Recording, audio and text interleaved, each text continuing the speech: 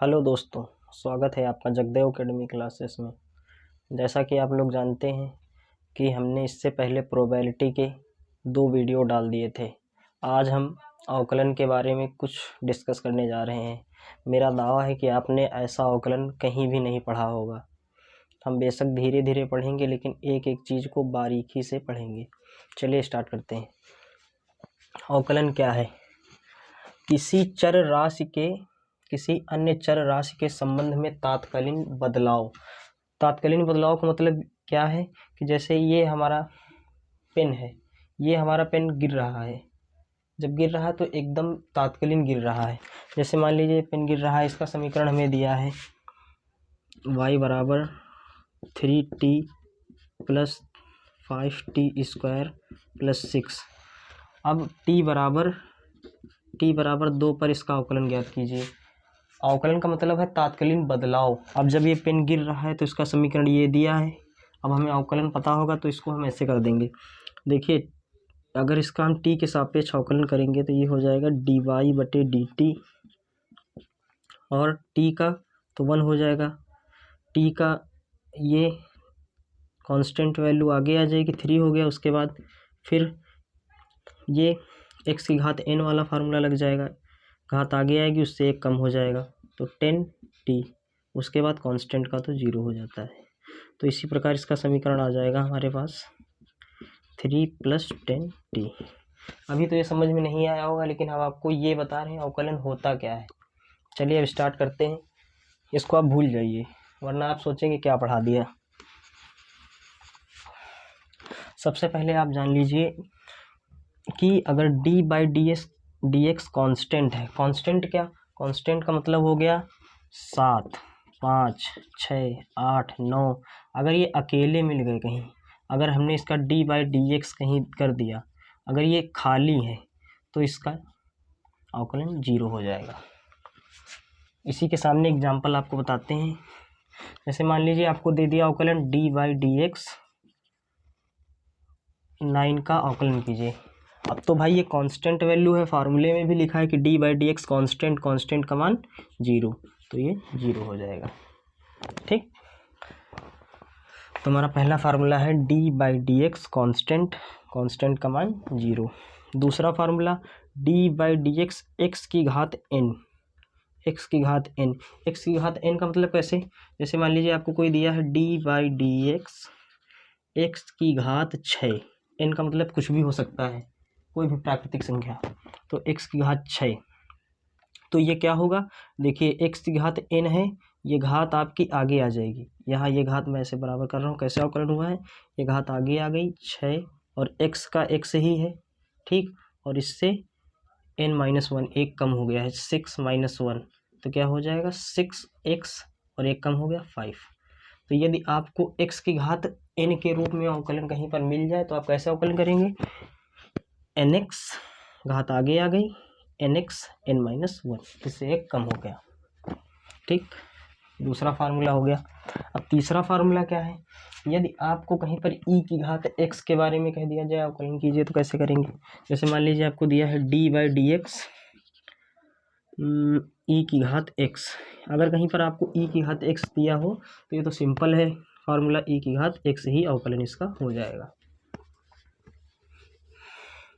अब देख लीजिए, यहाँ पर दिया है d/dx a की घात x। अब a क्या है? a यहाँ पर है कांस्टेंट मान। जैसे मान लीजिए आपको दिया है d/dx क्वेश्चन, आप करिए 5 की घात x का अवकलन। यदि आप देख लीजिए a के स्थान पर कोई भी प्राकृतिक संख्या हो सकती है, तो यहाँ पर हमने 5 लिख दिया है। या d/dx 5 की घात x है तो इसका अवकलन क्या होगा? a की घात x पहले ऐसे ही लिखिए, यानी 5 की घात x, यहाँ पर देखिए फार्मूले में। उसके बाद log e बेस a कहाँ? a हमारा 5 है, तो इसका ये अवकलन हो जाएगा। ठीक, अब हमने 4 फार्मूले अपने क्लियर कर लिए हैं। उसके बाद हमें अगर कहीं पर log x दे दिया जाए तो उसका डायरेक्ट अवकलन 1/x होता है। उसके बाद अगर यदि हमें d/dx sin x दे दिया जाए तो इसका अवकलन cos x होता है। उसके बाद यदि cos x दे दिया जाए d/dx तो उसका अवकलन -sin x होता है। इसी प्रकार यदि हमें दे दिया जाए tan x, d by D x tan x, अगर tan x दे दिया गया तो कैसे अवकलन करेंगे, उसका होगा sec स्क्वायर x। ठीक, यदि d by D x cot x दे दिया जाए तो उसका अवकलन क्या होगा, minus cos square x। D by D x sec x का क्या होता है, sec x tan x, और d by D x cosec x minus cosec x into cot x। चलिए अब आपको एक मज़ेदार बात बताते हैं। हमें किसी भी प्रकार से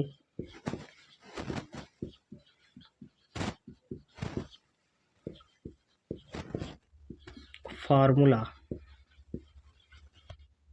के जैसे लाकर अवकलन करना है। इसका मतलब क्या है, हमें किसी भी प्रकार फार्मूला के जैसे लाकर अवकलन करना है। इसका मतलब क्या है, जैसे मान लीजिए आपको दे दिया जाए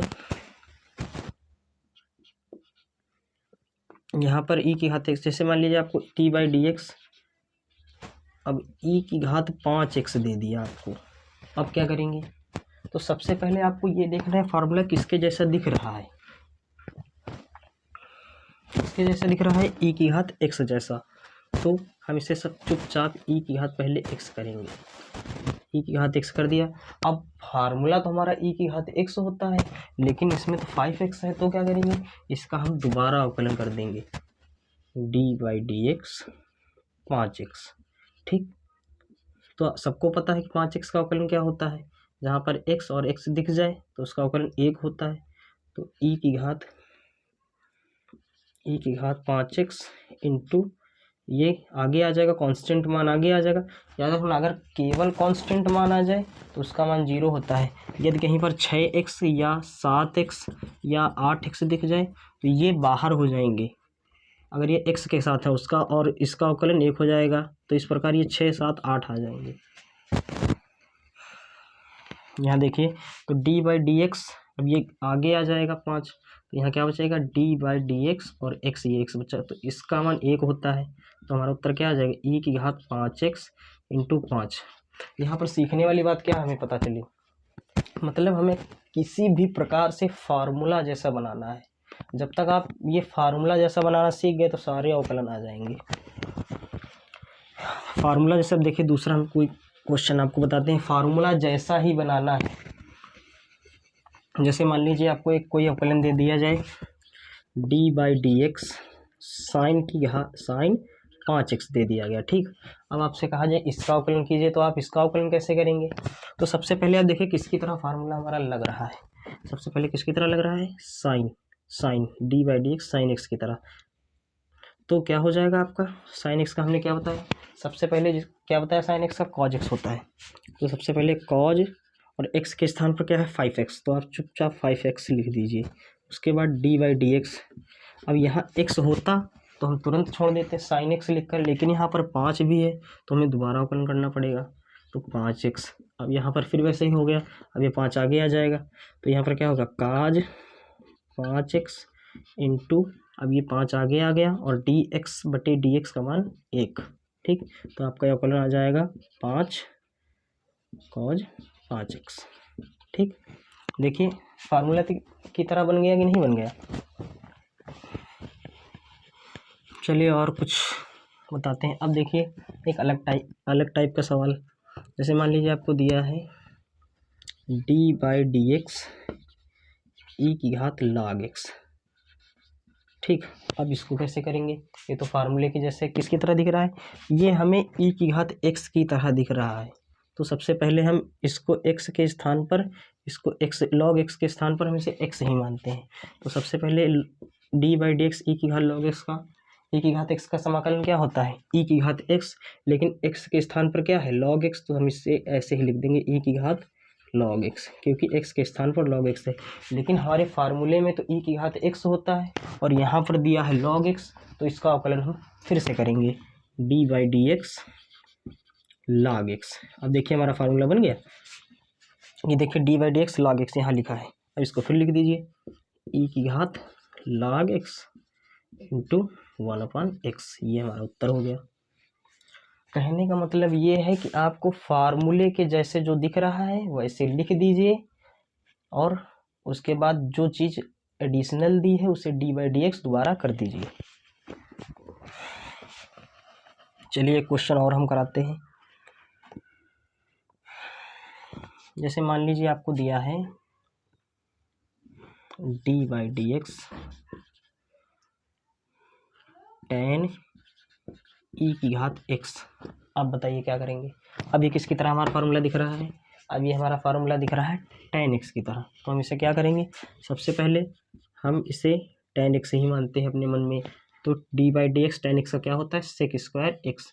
तो यहाँ पर हम क्या करेंगे, सेक स्क्वायर एक्स के स्थान पर ई की घात एक्स है, तो यहाँ पर हम चुपचाप ई की घात एक्स लिख देंगे। ठीक, उसके बाद भाई फार्मूले में हमारे टेन एक्स होता है, लेकिन यहाँ पर टेन ई की घात एक्स है, कैसे हम मानेंगे। उसके बाद इसे हम फिर फार्मूले के रूप में बनाएंगे, डी बाई डी एक्स ई की घात एक्स। ठीक, तो क्या हो जाएगा, सेक स्क्वायर ई की घात एक्स और d by D x, E x का मैंने क्या बताया, ई एक्स का ई एक्स ही होता है। ठीक, चलिए एक क्वेश्चन और कर लेते हैं जल्दी से।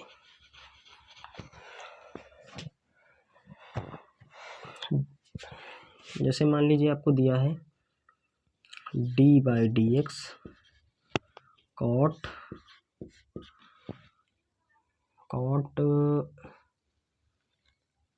5x कॉट 10x मान लीजिए। ठीक, अब इसको कैसे करेंगे, अब ये हमारा किसकी तरह फार्मूला दिख रहा है, अब ये हमारा कॉट एक्स की तरह फार्मूला दिख रहा है, लेकिन x के स्थान पर हमारा 10x है। तो सबसे पहले हमको कॉट एक्स से मतलब है, कॉट एक्स हमारा क्या होता है, माइनस कॉसेक स्क्वायर एक्स।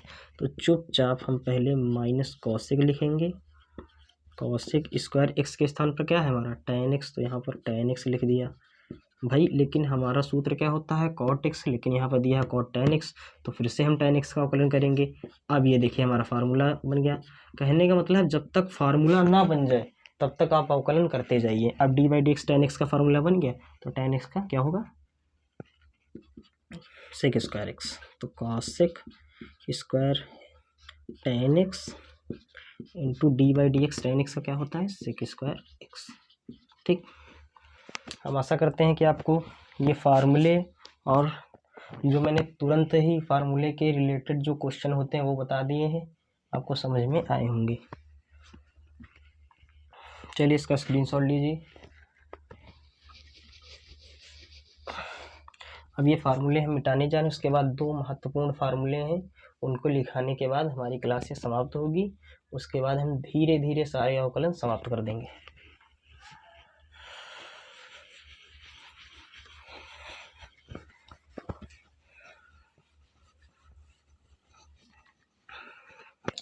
जैसे मान लीजिए यदि आपको कहीं पर डी बाई डी एक्स यदि बटे में दिख गया तो क्या करेंगे, जैसे मान लीजिए आपको दिख गया साइन एक्स बटे काज एक्स, तो अब क्या करेंगे भाई, हमने अभी फार्मूले में तो इसे लिखाया ही नहीं था। तो इसका एक फार्मूला होता है, इसका फार्मूला होता है यदि डी बाई डी एक्स आपको ए बटा बी के रूप में दिख जाए तो आप इसका स्क्वायर करेंगे नीचे वाली संख्या का, उसके बाद इसको ऊपर ले जाएंगे B D by D X. ठीक, उसके बाद A minus A D by D X B. ठीक, ये हमारा ए बटे बी का सूत्र हो गया। और यदि मान लीजिए आपको कहीं पर दिख गया ऐसे D by D x sine x into cause x, अब आप कहेंगे कि सर आपने तो अभी गुणा वाला तो बताया ही नहीं। तो इसका भी एक फार्मूला होता है, यदि आपको गुणे या भाग में दिख जाए तो इसके दो फार्मूले ही होते हैं, d by D x a into b. यदि आपको दो संख्या गुणे में दिख जाए तो कैसे करेंगे, ए पहले को छोड़ा डी बाई डी एक्स दूसरा प्लस दूसरे को छोड़ा डी बाई डी एक्स पहला। ठीक, अब इससे एग्जाम्पल करते हैं तो और मज़ा आएगी देखना कैसे। अब यहीं पर इसका मैं आपको कराता हूँ एग्जाम्पल। जैसे मान लीजिए आपको अवकलन दिया है D by D x sine x बटा काज एक्स, तो कैसे करेंगे, तो मैंने क्या बताया, सबसे पहले b के स्थान पर कॉज है तो कॉज का स्क्वायर कर दीजिए नीचे, सबसे पहले कॉज x का स्क्वायर, ठीक। उसके बाद कॉज x को यहाँ लिखिए, कॉज x b है ना, यहाँ देखिए b है। उसके बाद d/dx a के स्थान पर साइन x है तो साइन x, ठीक, माइनस लगाया। उसके बाद साइन x, ठीक, d/dx cos x, ठीक। तो इसका अवकलन हमारा क्या आ जाएगा, cos x तो ऐसे ही होता है, और अभी मैंने इससे पहले फार्मूले में लिखा है d/dx sin x का क्या होता है, cos x। यहाँ पर हो गया हमारा cos x। उसके बाद sin x को ऐसे ही लिख दिया, और d/dx cos x का मैंने क्या लिखा है, माइनस साइन एक्स। तो यहाँ पर हमारा क्या हो जाएगा, प्लस का चिन्ह आ जाएगा, तो यहाँ पर इंटू साइन एक्स। भाई माइनस होगा तो यहाँ पर भी माइनस माइनस प्लस हो जाएगा, तो आपको पता है। उसके बाद काज एक्स का होल स्क्वायर, ठीक। अब काज का कॉस से गुणा होगा कॉज स्क्वायर एक्स, साइन का साइन से गुणा होगा तो साइन स्क्वायर एक्स, तो cos square x plus sine square x बटे काज स्क्वायर एक्स, ठीक। इसको आप कैसे करेंगे, cos square x sine square x क्या होता है 1, तो इसको हम क्या लिख देंगे 1 काज स्क्वायर एक्स, और 1 काज स्क्वायर एक्स क्या होता है सेक स्क्वायर एक्स। भाई सेक का उल्टा काज, काज का उल्टा सेक, ठीक। अब यहीं पर इसका एक और भी मान आ सकता था, कैसे, देखिए यहाँ पर इसके जैसे हम कॉज एक्स को इसके नीचे ले जाते तो क्या हो जाता, ऐसे लिखते अगर काज स्क्वायर एक्स बटे cos square x plus sine square x बटे काज स्क्वायर एक्स, ठीक। तो ये तो हमारा कट जाता, तो यहाँ पर आता 1 plus ten square x, 1 plus sign बटे कॉज क्या होगा टेन, उसके बाद स्क्वायर लगा तो टेन स्क्वायर एक्स, ये भी फार्मूला आ सकता था। ये देखिए 1 प्लस टेन स्क्वायर एक्स है, और 1 प्लस टेन स्क्वायर एक्स हमारा क्या होता है सेक स्क्वायर एक्स, तो हमारा ऐसे भी आ सकता था, ठीक।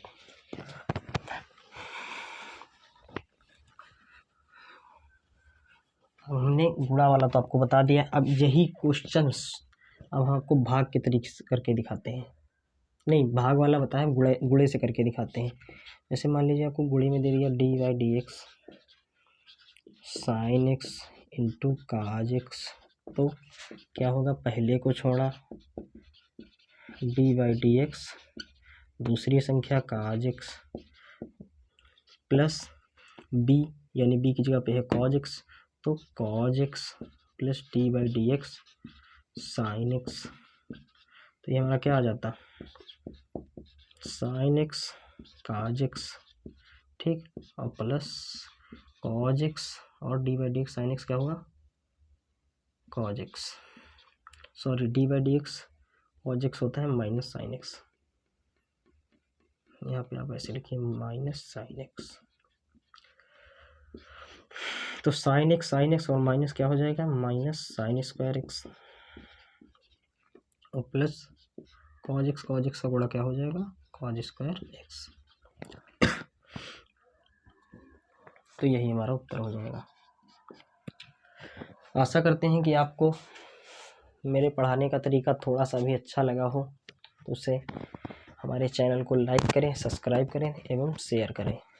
चलिए इसके बाद हम अगली क्लास कल प्रारंभ करेंगे, जिसमें हम आपको एक चेन रूल समझाएंगे क्या होता है, और उसके बाद जो कठिन कठिन अवकलन होते हैं वे कैसे किए जाते हैं वो भी बताएंगे, और उसके बाद इन्वर्स वाले जो अवकलन होते हैं वो बताएंगे, उसके बाद जो प्रॉपर्टी होती है वो अवकलन बताएंगे।